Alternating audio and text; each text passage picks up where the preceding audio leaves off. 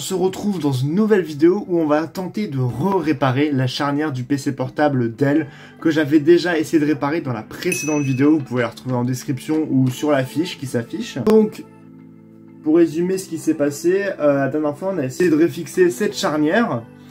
Ça n'avait pas fonctionné, on avait utilisé de la colle avec le pistolet à colle, on a vu que ça ne fonctionnait pas. Donc là, j'ai réessayé avec... donc là on va essayer avec de la colle époxy, donc on peut le voir ici.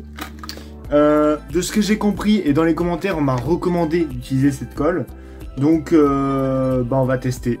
Là je mets la colle époxy sur le support de la charnière.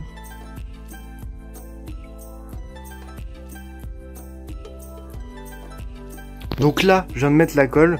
On va attendre 24 heures histoire que ce soit bien sec. Et après on fera les tests pour savoir si ça a tenu ou pas. Donc là on se retrouve 24 heures après que j'ai posé la colle et on va voir si ça tient. Donc là je vais essayer de bouger un peu la charnière. Oh là là. Et comme vous pouvez le voir, on voit que ça fonctionne. Donc je vais remonter la charnière sur le PC portable et on va voir ce que ça donne.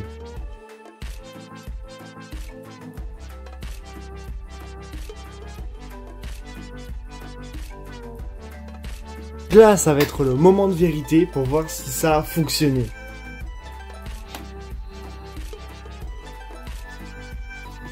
Et bah ça fonctionne. Donc voilà. On a réussi à réparer cet écran.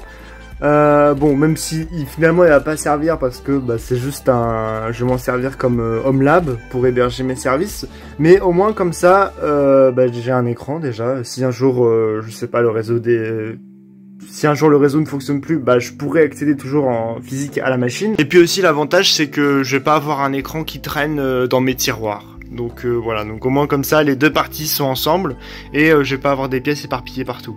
Donc ça fonctionne. Donc la colle époxy, vraiment je vous recommande. Donc si vous devez réparer une charnière de PC portable, utilisez de la colle époxy. C'est la fin de cette vidéo, j'espère qu'elle vous aura plu. Si elle vous a plu, n'hésitez pas à mettre un pouce bleu et à vous abonner à la chaîne. J'ai prévu de faire d'autres contenus similaires. Là par exemple, je suis en train de voir pour faire une vidéo où je vous montre comment je vais mettre en place la solution GitLab sur mon Home Lab.